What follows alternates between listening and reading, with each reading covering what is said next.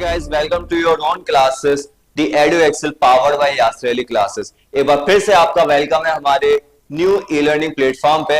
India का सबसे affordable, सबसे सस्ता और सबसे अच्छा चैनल बेटा।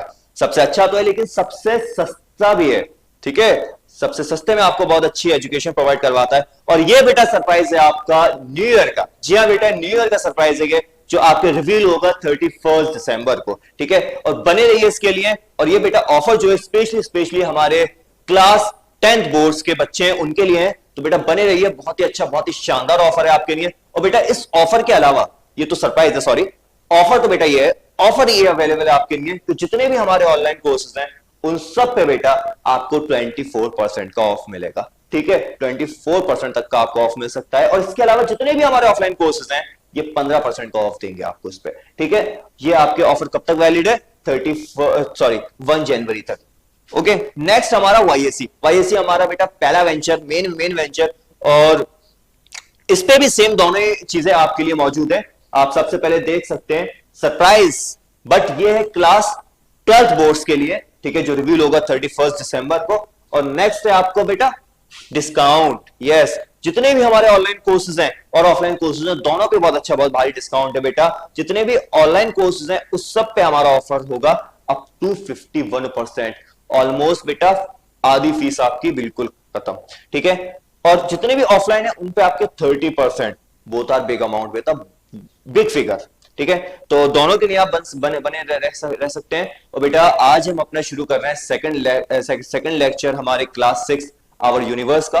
फर्स्ट लेक्चर हम लोग बना चुके हैं, तो प्लीज उसको देखिए, ठीक है। बहुत कुछ इंफॉर्मेटिव हमने बताया है। जितनी भी यूनिवर्सिटीज के एग्जाम होते हैं क्लास 6 के लिए, बीएचयू, जामिया, एएमयू, सबके लिए बहुत इंपॉर्टेंट है, बहुत इंफॉर्मेटिव वीडियो है। और उसके अलावा क्लास 5th के लिए भी है, ठीक है। तो बेटा शुरू करते हैं आज हम।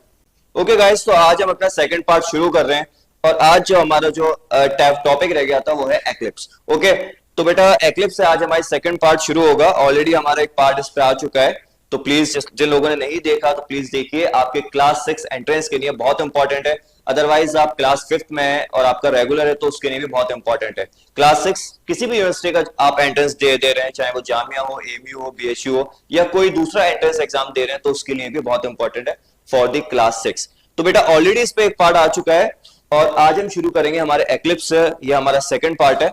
एंड सॉरी फॉर डिले, थोड़ा डिले हो गया क्योंकि और बेटा और भी बहुत सारे काम थे जिसकी वजह से रिकॉर्डिंग नहीं हो पाई थी। ओके, तो बेटा एक्लिप्स से हम शुरू करते हैं। The celestial body in the middle cast a shadow on the one which is behind, this is called eclipse. मतलब कोई भी सेलेस्टियल बॉडी जब दो सेलेस्टियल बॉडी के बीच में आ जाती है और उसकी एक शैडो बनती है किसी दूसरी सेलेस्टियल बॉडी पे, इसको आप एक्लिप्स बोलते हैं, इसको आप ग्रहण बोलते हैं। ओके बेटा, तो एक बार फिर से डेफिनेशन देखते हैं। The celestial body in the middle cast a shadow. कोई भी सेलेस्टियल बॉडी अगर वो बीच में है और एक शैडो को बना रहा है किसी दूसरी बॉडी पे, किसी दूसरी सेलेस्टियल बॉडी पे, जैसे सूरज हुआ या अर्थ हुआ, उस पे अपने शैडो को डाल रहा है, ठीक है। तो बेटा इसी को बोलते हैं हम एक्लिप्स, इसी को बोलते हैं एक्लिप्स, और हिंदी में बोलते हैं ग्रहण, ठीक है। तो बेटा एक्लिप्स कितने तरीके के होते हैं? एक्लिप्स 2 तरीके के होते हैं, याद रखिएगा। ग्रहण दो तरीके के होते हैं। बचपन से हम पढ़ते आ रहे हैं, बचपन से हम सुनते आ रहे हैं, 2 तरीके के ग्रहण होते हैं, सूरज ग्रहण और चंद्र ग्रहण, ठीक है। तो एक होता है सोलर एक्लिप्स और एक होता है बेटा आपके लूनर एक्लिप्स, ठीक है। दोनों को अभी हम डिस्कस करेंगे, दोनों को हम देखेंगे। सबसे पहले solar eclipse, solar eclipse and lunar eclipse. When the earth, सबसे पहले लूनर एक्लिप्स को बेटा डिस्कस करते हैं।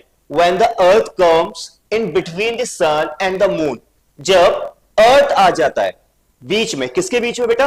Moon, sun and the moon, sun और मून के बीच में। The moon does not receive sunlight, तो मून को सनलाइट रिसीव नहीं होती, ठीक है।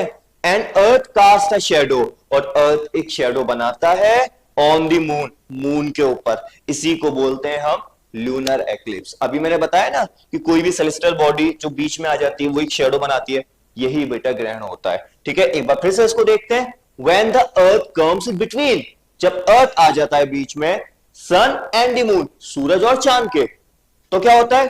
The moon does not receive sunlight, moon को सनलाइट रिसीव नहीं होती, जिसकी वजह से अर्थ कास्ट अ शैडो, अर्थ एक शैडो बनाता है ऑन द मून, मून के ऊपर, इट इज ल्यूनर एक्लिप्स। यही कहलाता है ल्यूनर एक्लिप्स, चंद्र ग्रहण बेटा। Okay, next point, when the earth shadow completely blocks, जब अर्थ का शैडो कंप्लीटली पूरे तरीके से ब्लॉक हो जाता है, उस स्पेशल कंडीशन को बोलते हैं, उस शैडो को बेटा बोलते हैं हम अंबरा। ठीक है, याद रखिएगा, बहुत इंपॉर्टेंट टर्म है, आ सकता है specially in Jamia. Okay, when the earth shadow completely block the sunlight, जब अर्थ की शैडो कंप्लीटली ब्लॉक कर देती है सनलाइट को, उस स्पेशल कंडीशन को हम बोलते हैं अंबरा। ओके बेटा, next important, when the earth blocks only a part of sunlight, जब अर्थ पूरी तरीके से सूरज की रोशनी को रोक देता है, उसको अंबरा बोलते हैं। लेकिन जब पूरी तरीके से सूरज की रोशनी को नहीं रोकता, सिर्फ उसका एक पार्ट, उसका एक छोटा सा हिस्सा जब उसको रोकता है, तो बेटा उसको हम बोलते हैं पेनम्बरा। तो this is the second most important topic जो आप याद रखिए। ठीक है, ये देखिए बेटा, कुछ इस तरीके से डायग्राम होता है, ये पेनम्बरा की कंडीशन है, ये अंबरा की कंडीशन है। ओके, और ये पूरा आपके क्या रिप्रेजेंट कर रहा है, ल्यूनर एक्लिप्स, चंद्र ग्रहण को। ओके, नेक्स्ट सोलर एक्लिप्स, सूरज ग्रहण। अब इसकी बात करते हैं बेटा। When the sun, the moon and the earth comes in straight line, अब सूरज, चांद और अर्थ तीनों बेटा एक लाइन में आ गए, तीनों एक स्ट्रेट लाइन में आ गए, तो क्या हुआ, the moon is in the centre, अब बेटा मून जो है सेंटर में है। ओके, अ सोलर एक्लिप्स अकर, फिर क्या होगा, सोलर एक्लिप्स होगा। The moon blocks the sunlight, moon ने क्या करा, सनलाइट को ब्लॉक कर दिया और अर्थ के ऊपर एक शैडो को बना दिया, जो आप इस डायग्राम में देख पा रहे हैं। इसी कंडीशन को बोलेंगे बेटा सोलर एक्लिप्स, सूरज ग्रहण। ओके, एक बार फिर से देखते हैं।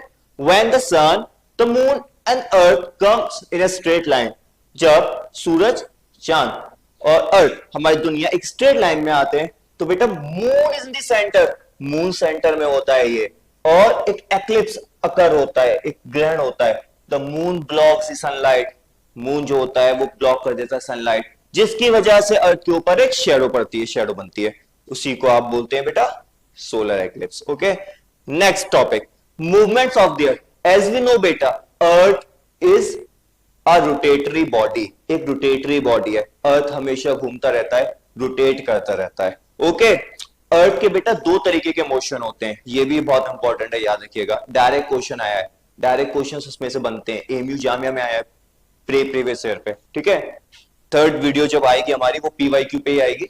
ठीक है, जितने भी क्वेश्चंस इंपॉर्टेंट आए हैं उनको हम डिस्कस करेंगे, विद टॉपिक वाइज बताएंगे भी।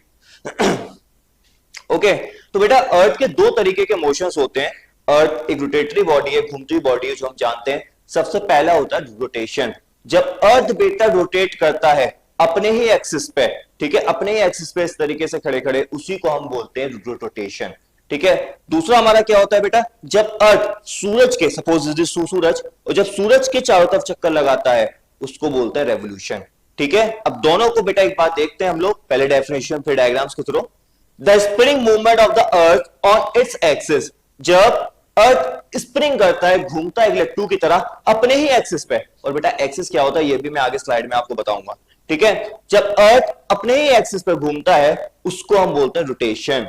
जब खड़े खड़े इस तरीके से अर्थ घूमती रहती है, एक जगह पे घूमती रहती है, ठीक है, उसी को हम रोटेशन बोलते हैं। और बेटा हमेशा याद रखिए, एक रोटेशन 24 आवर्स में कंप्लीट होता है। ओके, और हमेशा अर्थ जो रोटेट करता है वो करता है बेटा from west to east. Okay, अब डायग्राम के थ्रू देखते हैं, ये देखिए। अब बेटा इंपॉर्टेंट यहां पे पॉइंट ये आया कि भाई रोटेशन की वजह से होता क्या है, क्या होता है रोटेशन की वजह से। गॉड ने दुनिया को बनाया, अल्लाह ने दुनिया को बनाया, लेकिन बेटा इसके पीछे वजह है, बहुत सारे फेनोमेनन होते हैं, बहुत सारी चीजें होती हैं। ठीक है, तो बेटा अर्थ के रोटेशन की वजह से हमेशा याद रखिए डे एंड नाइट का फॉर्मेशन होता है। ठीक है, बहुत इंपॉर्टेंट क्वेश्चन है, डायरेक्ट एमयू में पूछा है क्लास 6 एंट्रेंस में ये, कि अर्थ के रोटेशन की वजह से क्या होता है। अर्थ के रोटेशन की वजह से डे एंड नाइट होता है। कैसे, एक मिनट में समझा देते हैं। ये देखिए, ये सूरज है। ओके, अब अर्थ का ये वाला हिस्सा है, ठीक है, अर्थ का ये वाला हिस्सा है। अब यहां पर बेटा रोशनी पड़ रही है, डायरेक्ट सूरज की ये रेज है, ये इस तरीके से आपके अर्थ पे पड़ रही है। तो बेटा अर्थ का ये वाला जो हिस्सा है, यहां पे बेशुमार आपके रोशनी मिल रही है, जिसकी वजह से यहां पर दिन है, यहां पर हीट एंड लाइट पहुंच रहा है, और यहां पर दिन है। अब इसके पीछे यहां पर सूरज की रोशनी नहीं पहुंच पा रहे, तो बेटा यहां पर रात है। तो इससे यही चीज सीखी आपने कि जो अर्थ का हिस्सा सूरज को फेस करेगा वहां पर दिन होगा, और जो उसके अपोजिट साइड में होगा वहां पर नाइट होगी। ठीक है, अब ये अर्थ घूम जाएगी क्योंकि अर्थ एक रोटेटिंग बॉडी है, मैं आपको ऑलरेडी बता चुका हूं। तो बेटा जब ये हिस्सा यहां आ जाएगा तो यहां पर दिन हो जाएगा, ये हिस्सा पीछे चला जाएगा तो यहां पर रात हो जाएगी। तो बेटा रोटेशन की वजह से, rotation causes the formation of day and night, rotation की वजह से डे एंड नाइट होता है। ठीक है, next topic, circle of illumination. ये बहुत इंपॉर्टेंट है बेटा, आप ये सोच रहे होगे कि रोटेशन के बाद रेवोल्यूशन आता, सर्किल ऑफ इल्यूमिनेशन कैसे लेके आ गए। ठीक है, तो बेटा ये इंपॉर्टेंट टर्म है। ठीक है, ये क्लास 5th 6th में आता है, बट आपको जानना बहुत जरूरी है, क्योंकि आप सब इंटेलेक्चुअल बच्चे हैं बेटा, आपको दो चीजें एक्स्ट्रा पता होनी चाहिए। जब आप किसी एंट्रेंस में बैठते हैं तो आपको एक दो बातें एक्स्ट्रा पता होनी चाहिए। एंट्रेंस बेटा एक नेगेटिव प्रोसेस होता है जिसमें नंबर ऑफ स्टूडेंट सिलेक्टेड कम होते हैं, फॉर्म ज्यादा आते हैं, एप्लीकेशन ज्यादा आते हैं, और जितनी भी यूनिवर्सिटीज होती हैं वो हमेशा यही चाहती हैं कि हमारे पास अच्छे से अच्छा टैलेंटेड बच्चा है हमारी यूनिवर्सिटी में। तो आपको दो चीजें एक्स्ट्रा पता होनी चाहिए, एक दो चीजें एक्स्ट्रा पता होनी चाहिए। ठीक है, तो बेटा सर्किल ऑफ इल्यूमिनेशन क्या होता है? The circle that divide day from night over the earth, मतलब it is that circle which divide day from night. थोड़ा और लग रहा होगा सुनने में, जो दिन को रात से अलग कर देता है सूरज अर्थ के ऊपर, उसको हम सर्किल ऑफ इल्यूमिनेशन बोलते हैं। एक बार फिर से समझिए बेटा, अभी बहुत आराम से आपको अगले 20-30 सेकंड में ये टॉपिक क्लियर होने वाला है। द सर्किल ऑफ इल्यूमिनेशन वो सर्किल होता है बेटा जो दिन को रात से अलग करता है अर्थ के ऊपर। ठीक है, अभी समझाते हैं। देखो ये अर्थ है, ठीक है, अब अर्थ पे जहां जहां सूरज की रोशनी पहुंच रही है ना, और जहां से रात शुरू हो रही है उसके बीच में ये मार्जिन है, ये मार्जिन है बेटा। इसको एक बार मैं अच्छे से आपको समझाता हूं। देखो ये लाइन बेटा, ये वाली लाइन जो अर्थ को अलग कर रहा है दिन और रात से, यहां पर है डे और यहां पर है बेटा नाइट। तो इसके बीच का ये वाला जो सर्किल है, ये वाली जो लाइन है, इसी को बोलते हैं सर्किल ऑफ इल्यूमिनेशन। मतलब ये वो डिवाइडिंग एरिया है, ये वो डिवाइडिंग सर्किल है, या ये वो डिवाइडिंग पार्ट है जो दिन और रात को अलग करता है अर्थ के ऊपर। ठीक है, बहुत इंपॉर्टेंट है, बहुत इजी है बेटा, एक बार में याद होने वाला है। ठीक है, कोई इशू नहीं है। अगर आपको कोई कॉन्सेप्ट बेटा क्लियर नहीं है, कोई डाउट आ रहा है, तो आप कमेंट सेक्शन में डायरेक्टली मुझसे पूछ सकते हैं। ठीक है, मैं हमेशा देखता हूं कमेंट्स को। ठीक है, no issue about it. Next axis, जी ये भी मैंने बेटा बताया था आपको, अभी थोड़ी देर पहले ही बताया था कि एक्सिस क्या होता है, ये मैं आपको बताऊंगा। जब अर्थ बेटा अपने ही जगह पर खड़े खड़े घूमती है तो उसको एक्सिस बोलते हैं। एक्सिस एक लाइन होती है बेसिकली। ठीक है, द अर्थ स्पिन्स, अर्थ घूमती है अराउंड एन इमेजिनरी लाइन, एक इमेजिनरी लाइन के around, running through the centre of the earth, earth के सेंटर से और पोल्स की तरफ, मतलब पूरा पूरा अर्थ घूमती है। ठीक है, इस पे आप ज्यादा मत तवज्जो दीजिए, बस इतना सुनिए। अर्थ अपने ही जगह पे एक इमेजिनरी लाइन पर खुद घूमती है, एक खड़े खड़े, उसी को हम एक्सिस बोलते हैं, उसी इमेजिनरी लाइन को हम एक्सिस बोलते हैं। ये रहा वो एक्सिस। ठीक है, इसी एक्सिस पे अर्थ कुछ इस तरीके से बेटा घूमता है, उसको ही आप बोलते हैं एक्सिस। ठीक है, और ये फिक्स्ड होता है, इमेजिनरी होता है बेसिकली, लेकिन ये फिक्स्ड होता है। ओके, चलिए बेटा नेक्स्ट टॉपिक। यस,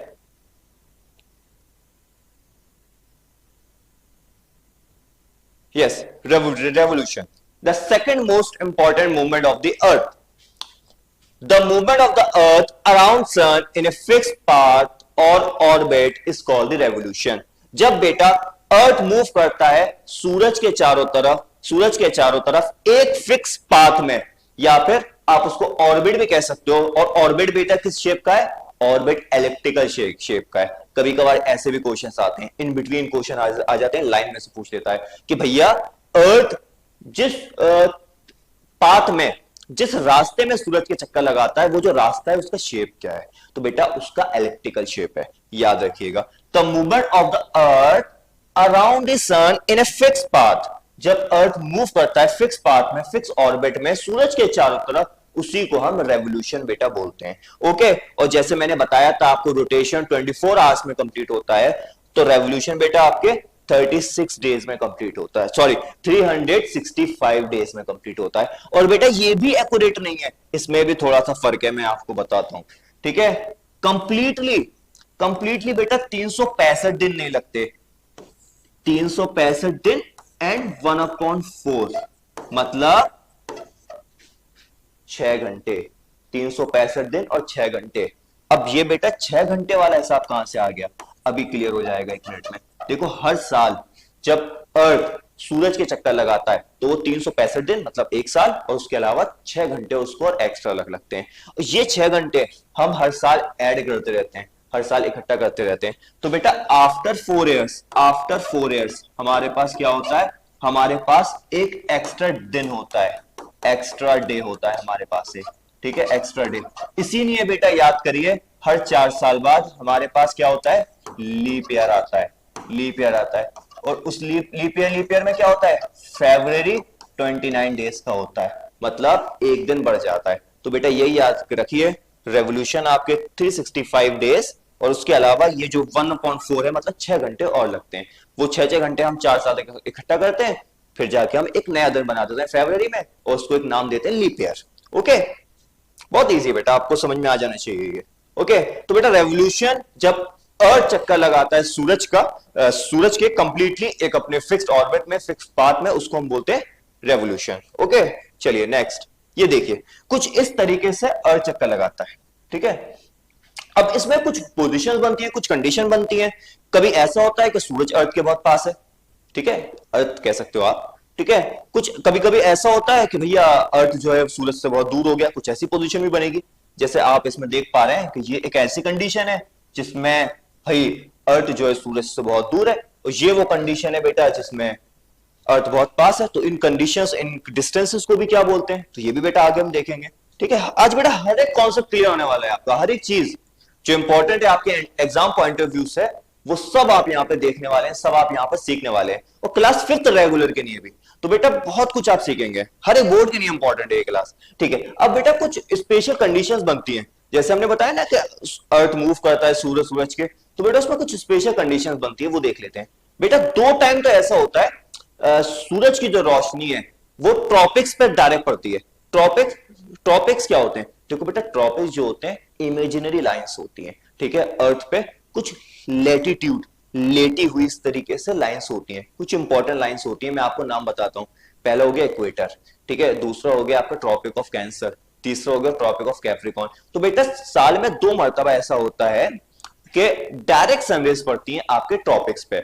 एक बार आपके डायरेक्टली सूरज की लाइट बेटा पड़ती है ट्रॉपिक ऑफ कैंसर पे, और दूसरी मरतबा आपके पड़ती है ट्रॉपिक ऑफ कैप्रिकॉर्न पे, ठीक है। और 2 मरतबा ऐसा होता है पोल्स पे पड़ती है, तो उसको भी देखेंगे हम। तो बेटा जब सूरज की लाइट आपके डायरेक्ट पड़ती है किस पे, ट्रॉपिक ऑफ कैंसर पे, ठीक है, उस कंडीशन को हम बोलते हैं सोलिस्टिस, ठीक है। उस कंडीशन को हम सोलिस्टिस बोलते हैं, ठीक है। और सोलिस्टिस 2 तरीके का होता है, एक आपके समर सोलिस्टिस होता है और एक आपका विंटर सोलिस्टिस होता है। समर सोलिस्टिस बेटा आपके 21 जून को होता है, ठीक है। इस वक्त बेटा होता क्या है, सूरज की रोशनी डायरेक्ट आपके पड़ती है इक्वेटर पे, सॉरी ट्रॉपिक ऑफ कैंसर पे, ठीक है। मैं छोटा सा अर्थ बनाता हूं, ये देखो अर्थ है, ये इक्वेटर हो गया बेटा, ये इक्वेटर, ये ट्रॉपिक ऑफ कैप्रिकॉर्न हो गया, मैं कैप लिखता हूं यहां पर, ठीक है। ये कैंसर हो गया, के सी एन कैन लिख दिया। तो बेटा जब सूरज की रोशनी डायरेक्टली पड़ती है आपके ट्रॉपिक ऑफ कैंसर पे, उसको बोलते हैं हम समर सोलिस्टिस। और हमेशा याद रखिएगा ये समर सोलिस्टिस 21 जून को होता है, और यही सबसे लॉन्गेस्ट डे माना जाता है, सबसे लॉन्गेस्ट डे। कभी किसी कंपटीशन में आ जाए तो बता दीजिएगा कि सबसे बड़ा दिन बेटा कब होता है, सबसे बड़ा दिन होता है 21 जून को, ठीक है, याद रखिएगा। और सेकंड बेटा अब ट्रॉपिक ऑफ कैप्रिकॉर्न के ऊपर, ये देखिए, मतलब यहां पर, मतलब इस वाली लाइन में, अभी मैंने इस वाली लाइन में बताया था आपको, ठीक है। जब ट्रॉपिक ऑफ कैप्रिकॉर्न पे आपके डायरेक्ट सूरज की रोशनी पड़ती है, ठीक है, तो उसे बेटा क्या बोलते हैं हम, उसे हम बोलते हैं विंटर सोलिस्टिस, ठीक है, उसे हम विंटर सोलिस्टिस बोलते हैं। और ये बेटा कंडीशन कब होती है, ये आपके 22 दिसंबर की होती है। इसमें आपके सीजन के बारे में बताया गया है कि भाई जब समर सोलिस्टिस होता है तो नॉर्थ में समर होते हैं, और आपके विंटर में सॉरी साउथ में विंटर होता है। इसका जस्ट अपोजिट बेटा उल्टा यहां पर हो जाएगा कि जब विंटर सॉल्स्टिस होता है तो बेटा आपके विंटर नॉर्थ में रहेंगे और समर जो है आपके साउथ में रहेगा। इसके अलावा दो और कंडीशन होती हैं जिसमें लगभग लगभग सूरज की रोशनी नॉर्थ और साउथ के हिसाब से पड़ती है, ठीक है। तो एक आपका कह सकते हैं इन कंडीशंस को बेटा सोल्स्टिस नहीं कहते, इन्हें बोलते हैं हम इक्विनॉक्सेस, मतलब लगभग लगभग आपके डे और नाइट यहां पे इक्वल होते हैं, ठीक है। तो एक आपका मार्च इक्विनॉक्स होता है, एक आपका सितंबर इक्विनॉक्स होता है, ठीक है। दोनों का आप देख सकते हैं, दोनों की डेट बहुत इंपॉर्टेंट है, ठीक है। 21 मार्च और आपके 23 सितंबर, ठीक है। ये इंपॉर्टेंट है, डायरेक्ट आपसे पूछेगा कि भाई इक्विनॉक्सेस कौन कौन से होते हैं, ठीक है। नॉर्थ पे जब सनराइज पड़ती है तो कौन सा होता है, साउथ पे जो पड़ती है कौन सा होता है, तो ये आप यहाँ पे बता सकते हैं। ओके बेटा, चलिए इसके अलावा नेक्स्ट टॉपिक जो बहुत ही इंपॉर्टेंट है, जो अभी मैं आपको बता रहा था कि दो मर्तबा ऐसी कंडीशन बनती है बेटा, एक जिसमें सूरज और अर्थ के बीच का डिस्टेंस बहुत होता है, ठीक है, और एक वो कंडीशन बनती है जिसमें सूरज और अर्थ का डिस्टेंस सबसे कम होता है, सबसे पास होते हैं दोनों, ठीक है। तो बेटा जिस कंडीशन में अर्थ सूरज के सबसे ज्यादा पास होता है उसे हम बोलते हैं पेरिहेलियन, उसे हम पेरिहेलियन, पी मतलब पास, तो जब अर्थ सबसे ज्यादा सूरज के पास होता है उस कंडीशन को हम पेरिहेलियन बोलते हैं, ठीक है। अब नेक्स्ट बेटा, जब अर्थ, ठीक है, सूरज से बहुत दूर होता है, सबसे मैक्सिमम डिस्टेंस होता है, तो बेटा उस कंडीशन को हम बोलते हैं एपीलियन, एपीलियन, ठीक है। अर्थ, ठीक है, कब की बात हो रही है बेटा, ये याद रखिए 5 जुलाई, ठीक है, एपीलियन, और आपके पेरिहेलियन 5 जनवरी। बहुत इंपॉर्टेंट है, डायरेक्ट एक लाइन में समझने वाली चीज है। वो कंडीशन जिसमें अर्थ और सूरज के बीच का सबसे मैक्सिमम डिस्टेंस होता है तो उसको एपीलियन बोलते हैं। वो कंडीशन बेटा जिसमें सूरज और अर्थ बहुत पास होते हैं, मिनिमम डिस्टेंस होता है दोनों के बीच में, तो बेटा हम उसको पेरिहेलियन कह सकते हैं। ओके बेटा, बहुत इंपॉर्टेंट है, कोई ऐसी दिक्कत की बात नहीं है। नेक्स्ट टॉपिक, टाइड्स, ये बहुत इंपॉर्टेंट टॉपिक है बेटा। टाइड्स क्या होता है, देखो बेटा होता क्या है, अर्थ रोटेट करता है, अर्थ घूमता है, ठीक है। तो जब कोई भी चीज है, सपोज करो कोई बॉटल है पानी की भरी हुई है, अर्थ पे भी तो पानी है ना, तो जब आप उसको घुमाओगे, तो कोई भी गिलास है, अब उसको उठाओ, उसमें तो पानी छलकेगा, ऊपर नीचे आएगा। उसी चीज को बेटा अर्थ के लेवल पे देखो, उसी चीज को टाइड बोलते हैं। अब होता क्या है, tides are the rise and fall of sea level, sea level मतलब सी वाटर, ठीक है। जब होता क्या है बेटा, rise and fall of sea levels, मतलब सी का वाटर, समुद्र का पानी, जैसे कि आप पिक्चर में देख सकते हैं, राइज होता है फॉल होता है, राइज होता है फॉल होता है, उठता है गिरता है, उठता है गिरता है, उसी को आप टाइड्स बोलते हैं। किसकी वजह से होता है, ग्रेविटेशनल फोर्स। ये मैं बेटा हाईलाइट कर देता हूं, ये इंपॉर्टेंट चीज है, ठीक है। देखिए बेटा, tides are the rise, rise मतलब उठना, फॉल मतलब गिरना, किसका, सी लेवल, लेवल मत देखो, वाटर देखो यहाँ पे। जब सी का वाटर बेटा राइज एंड फॉल होता है, किसकी वजह से, कंबाइन इफेक्ट्स होते हैं। कौन कौन इसमें काम करता है, कौन कौन उस पानी को ऊपर नीचे करता है, गिराता है बेटा, ग्रेविटेशनल फोर्सेस। कौन कौन सी ग्रेविटेशनल फोर्सेस, मून, यस बेटा, मून की भी ग्रेविटी होती है, लेकिन वो ग्रेविटी इतनी मजबूत नहीं होती वो कि अर्थ के पानी को पूरा खींच ले, इसलिए वो थोड़ा उठा पाती है, फिर पानी गिर जाता है, ठीक है। राइज एंड फॉल जो मैंने अभी आपको बताया, ठीक है। सेम कॉज अब अर्थ के रोटेशन की वजह से भी होता है। क्यों, क्योंकि अर्थ और मून एक ही साथ बेटा घूमते हैं, एक ही उस पर घूमते हैं लगभग, ठीक है। तो अर्थ की भी ग्रेविटी होती है, अर्थ पानी को अपने पास होल्ड रखता है, मून बेटा खींचने की कोशिश करता है, मून की इतनी ग्रेविटी नहीं है वो खींच पाए, ठीक है। अर्थ की इतनी अच्छी ग्रेविटी वो रोक ले, बट थोड़ा असर तो पड़ता है ना खींचने का, तो पानी उछल के वहीं गिर जाता है। इसी को बोलते हैं rise and fall of water, और इसी को बेटा इंग्लिश में हम लोग बोलते हैं टाइड्स। पिक्चर में आप देख सकते हैं, इंपॉर्टेंट है आपके एंट्रेंस के पॉइंट ऑफ व्यू से, तो इसीलिए एक लाइन में आपको समझना वो जरूरी था। कभी आपसे पूछ ले कि टाइड्स किसकी वजह से होता है, किसकी वजह से नहीं, तो आपको पता होना चाहिए बेटा। अच्छा इंसान वही है जिसको लगभग सब पता हो उस चैप्टर के बारे में, ठीक है। अब बेटा एक और इंपॉर्टेंट चीज, अब देख लेते हैं बेटा टाइड्स के टाइप, ठीक है, कितने तरीके के टाइड्स होते हैं। तो बेटा एक होता है स्प्रिंग टाइड्स, ठीक है। स्प्रिंग टाइड बेटा कब बनता है, जब न्यू मून और फुल मून, मतलब अमावस्या और पूर्णिमा, ठीक है, इस पर बहुत हाई टाइड्स होती हैं, ठीक है। नेक्स्ट बेटा आपके नीप टाइड, नीप टाइड कब बनता है, जब आपके ये एक स्ट्रेट पाथ में होते हैं और एक राइट एंगल टाइप बनाते हैं, ठीक है, तब आपका नीप टाइड बनता है। थर्ड क्वार्टर या फिर फर्स्ट क्वार्टर में। एक बार डेफिनेशन और देखते हैं, फिर आपको थोड़ा अच्छे से समझ में आएगा। और स्प्रिंग टाइड बेटा when the sun and the moon are in a straight line, जब sun and moon straight line में आते हैं, and pull the ocean surface, और ओशियन सरफेस को खींचते हैं सेम डायरेक्शन में, मतलब उसी को बोलते हैं बेटा स्प्रिंग टाइड। मतलब एक बार फिर से डायग्राम पे जाते हैं, देखिए अर्थ और मून एक ही डायरेक्शन में, इधर से मून खींच रहा है, उधर से अर्थ भी खींच रहा है, चाहे न्यू मून में देख लीजिए, चाहे तो आप ऐसे देख लीजिए, ऐसे देख लीजिए, दोनों स्ट्रेट लाइन में ऐसे ऐसे बेटा खींच रहे हैं, ऐसे ऐसे खींच रहे हैं, इधर से अर्थ खींच रहा है, इधर से मून खींच रहा है, ठीक है। अब पानी तो उछलेगा ना बेटा, तो इस यहीं पे आपके हाई टाइड्स आपके बहुत अच्छी आती हैं, बहुत अच्छे हाई टाइड्स यहीं आते हैं, यहीं पे देखते हैं कब होता है बेटा, ये भी देख लीजिए, इन अ ल्यूनर मंथ में, ठीक है, मतलब वही पूर्णिमा अमावस्या में। इट अकर्स ट्वाइस, दो टाइम होता है, ठीक है। It is also known as king tide, इसीलिए किंग टाइड ही बोलते हैं, क्योंकि हाई टाइड्स यहाँ पर जनरेट होती हैं। In spring tide the difference between the high tides and the low tide is greatest, मतलब कभी तो पानी बहुत ऊपर तक जाएगा, कभी पानी बहुत नीचे, ठीक है, बहुत ग्रेट डिफरेंस होता है। नेक्स्ट है spring tides are the result होता है, किसकी वजह से होता है, सन मून वर्किंग टुगेदर, क्योंकि फोर्स लगा रहे हैं ना, उधर सूरज भी तो है, सूरज को कैसे इग्नोर कर सकते हैं। तो जब सूरज और मून एक साथ अर्थ के सरफेस पे पानी को खींचने के लिए जोर लगाते हैं, और अर्थ भी जोर लगा रहा है उस पानी को रोकने के लिए, इसी कंडीशन को, इसी को बोलते हैं हम स्प्रिंग टाइड। नेक्स्ट है आपका नीप टाइड, ठीक है। नीप टाइड बेटा क्या होता है, when the moon and the earth are at right angle, जब सन और मून आपके राइट एंगल पे होता है, ठीक है, अर्थ के, उसी को हम नीप टाइड बोलते हैं। और यहां पे बेटा लो टाइड्स होती हैं, क्योंकि राइट एंगल पर है, एक नीचे से खींच रहा है, एक इधर से खींच रहा है, तो पानी ज्यादा उठ नहीं पाता, ठीक है, इसीलिए यहां पर इसको नीप टाइड बोलते हैं। It occurs 7 days after spring tide, ये स्प्रिंग टाइड के 7 डेज के बाद होता है, जो अभी बताया क्वार्टर में, ठीक है। नीप टाइड्स अकर क्वार्टर मून डेज, ऑलरेडी आपको बता चुका हूं बेटा अभी। और इसका जो डिफरेंस होता है हाई टाइड्स और लो टाइड्स का, वो कम होता है, ठीक है, लो से लो होता है, बहुत ज्यादा फर्क नहीं होता, क्योंकि मोर और लेस ऐसा नहीं होता बहुत लंबी आपके एक राइज हो गया, बहुत कम फॉल हो गया, नहीं, राइज एंड फॉल लगभग लगभग ऑलमोस्ट सेम सा रहता है, तो इसीलिए ज्यादा डिफरेंस नहीं आता, लीस्ट डिफरेंस आता है, ठीक है।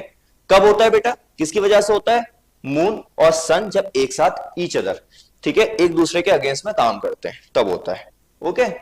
अब देखिए बेटा कुछ इंपॉर्टेंट टॉपिक्स हैं, इनको आप देख लीजिए, इनको आप देख सकते हैं। सबसे पहले बेटा क्या है, सबसे पहले कॉमेट्स है। कॉमेट्स क्या होता है, क्योंकि कभी कभार डायरेक्ट क्वेश्चन से पूछे गए, छोटे छोटे टर्म्स होते हैं वो आपसे पूछ ले लेता है, ठीक है। कॉमेट्स क्या होते हैं, अ चंक ऑफ आइस, आइस के टुकड़े, एंड रॉक, कुछ रॉक, ठीक है, आइस भी हो सकता है, रॉक्स भी हो सकता है, कुछ भी हो सकता है, originating from the outer solar system, solar system के बाहर से ऑरिजिनेट होता है, often accompanied by a coma और टेल, उसका एक कॉमा और एक टेल भी हो सकता है, ठीक है, उसको हम कॉमेट्स बोलते हैं।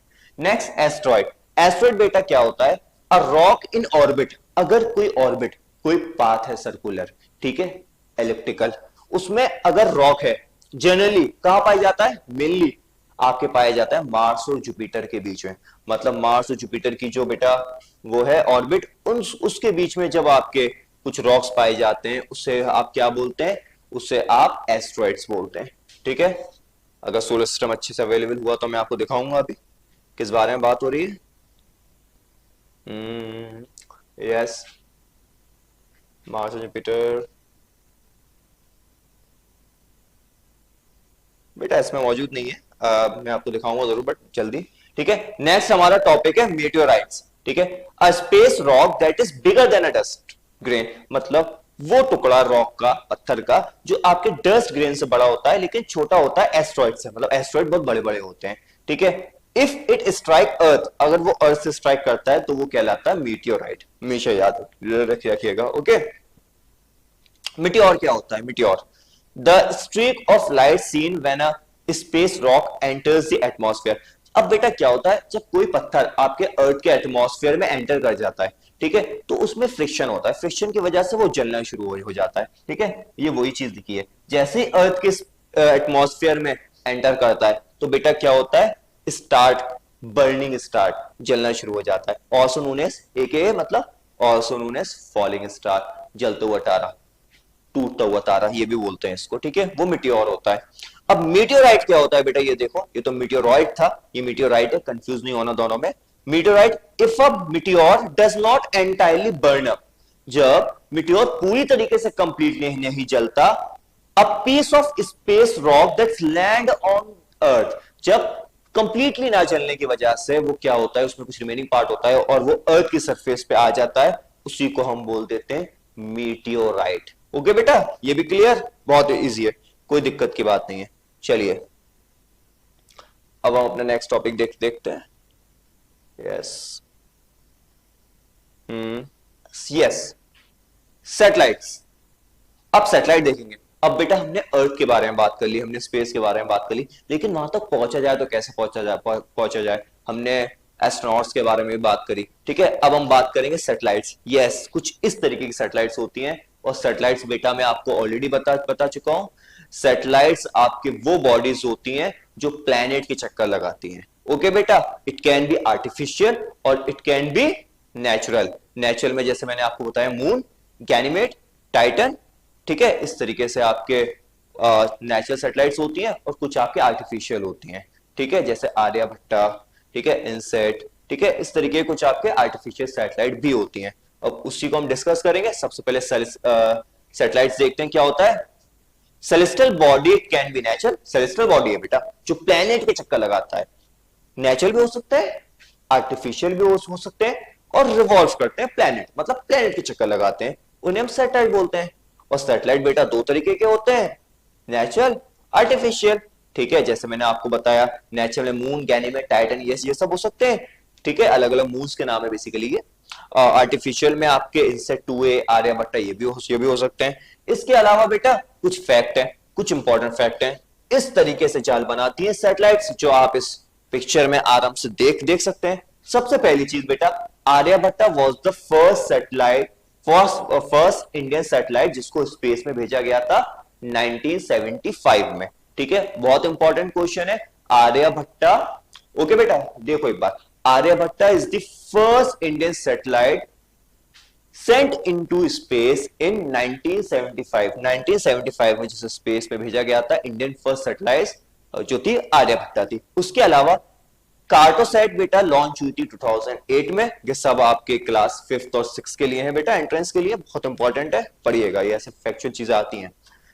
मार्स ऑर्बिटर मिशन हुआ था एक, मार्स पे हमने ऑर्बिटर को पहुंचाया था, कॉल्ड मंगलयान, और एक कब लॉन्च हुआ था बेटा, November 5, 2013 बाय इसरो, ठीक है। मोस्ट प्रोबेबली एक क्वेश्चन आ सकता है जो आप लोगों से पूछ सकता है, what is the full form of ISRO, तो आपको पता होना चाहिए, ठीक है। अभी मैं आपको आगे बताऊंगा। अभी some satellite are use for collecting the data.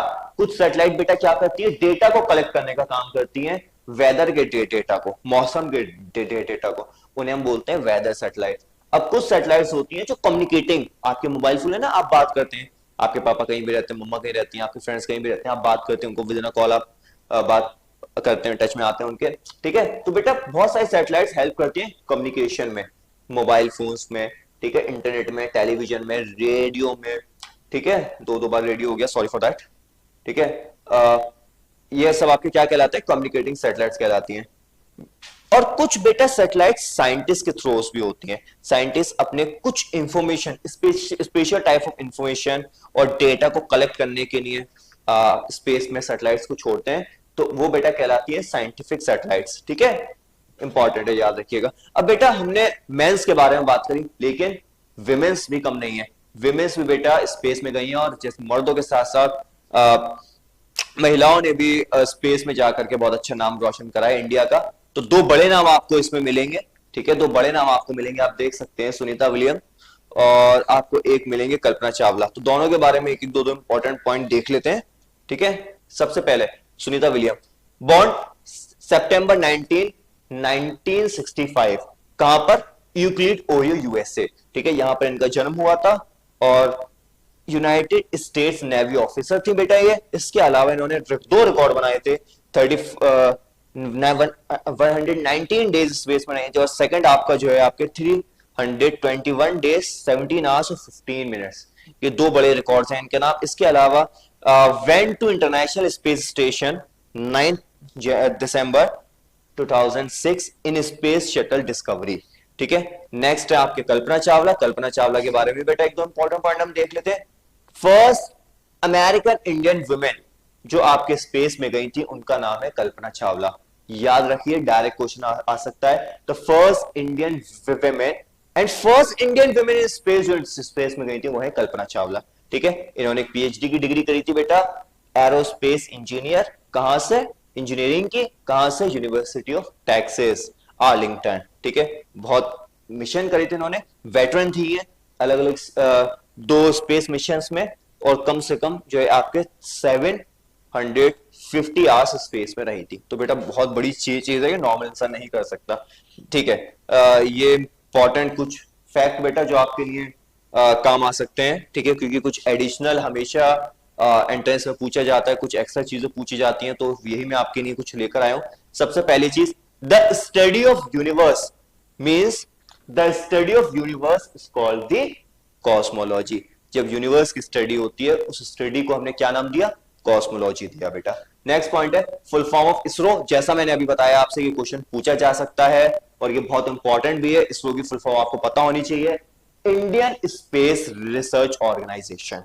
ठीक है बेटा, याद रखिएगा। इसके प्रेजेंट बेटा चेयरमैन कौन है इसरो के? तो याद रखिएगा श्रीधर सोमनाथ। ये बेटा पिक्चर भी है उनका, मैं आपके लिए पिक्चर भी लेके आया हूं, आपको याद होना चाहिए कौन है, कैसे हैं दिखने में।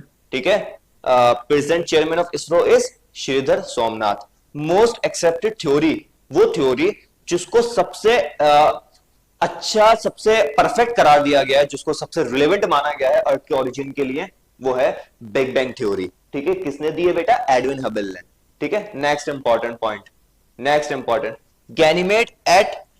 गैनीमेड बेटा at Jupiter is the largest satellite in the solar system. Solar system में गैनीमेड आपके सबसे बड़ी सैटेलाइट है, जो किस प्लेनेट पर है बेटा? जुपिटर पे है। याद रखिएगा, बहुत इंपॉर्टेंट है। नेक्स्ट है आपका द स्मॉलेस्ट मून, सबसे छोटी सैटेलाइट, सबसे छोटा मून है बेटा डिमोस। ठीक है। किस पर है? मार्स पे आता है। तो बेटा आज का ये लेक्चर कवर होता है। ओके। पहला पार्ट हम कवर कर चुके हैं, उसमें ऑलमोस्ट सब कुछ कवर कर लिया। सेकंड है, सेकंड में अपने अपने रिमेनिंग टॉपिक कवर कर लिए, और बेटा ये कंप्लीटली आपके ये पूरा चैप्टर आवर यूनिवर्स, या फिर आप सोलर सिस्टम में आप इसको कह सकते हैं, किसी किसी बुक या गाइड में ये द मून के नाम से भी आपको मिलेगा। तो ये पूरा चैप्टर बेटा हमने कवर कर लिया है आपके क्लास 6 एंट्रेंस के लिए। किसी भी यूनिवर्सिटी, चाहे आप जामिया, बीएचयू और एमयू में दें, उसके अलावा दूसरी कोई भी यूनिवर्सिटीज हो सकती है, बहुत हेल्पफुल है। बहुत सारी चीजें बेटा आपको यहां से मिलेंगी। ऑलमोस्ट जितना भी टॉपिक्स आते हैं वो सब यहां पर कवर करे गए, और इजी से इजी तरीके से आपको समझाने की कोशिश करिए। ओके। थर्ड पार्ट बेटा इसका बनेगा, बट वो लेक्चर्स कंप्लीट, चैप्टर तो हमारा कंप्लीट हो गया है, लेकिन हम बनाएंगे इंपॉर्टेंट क्वेश्चंस का। ठीक है। इंपॉर्टेंट क्वेश्चन जामिया एमयू में जो पूछे गए उनको हम कंपाइल करेंगे, और यहां पर पैनल पे आपके साथ डिस्कस करेंगे, और बताएंगे भी कि किस टॉपिक से कहां से क्वेश्चन आया है। ठीक है। जब तक बेटा बने रहिए, और अगर लेक्चर अच्छा लगा हो तो बेटा सब्सक्राइब कर सकते हैं, आप लाइक भी कर सकते हैं। ठीक है। और इंशाअल्लाह पक्का वादा है आपसे, आपके क्लासेस के लिए ऐसी वीडियोस, इंफॉर्मेटिव वीडियोस आती रहेंगी, ईवीएस साइंस और दूसरे सब्जेक्ट्स की भी। ओके बेटा, thank you so much, have a nice day.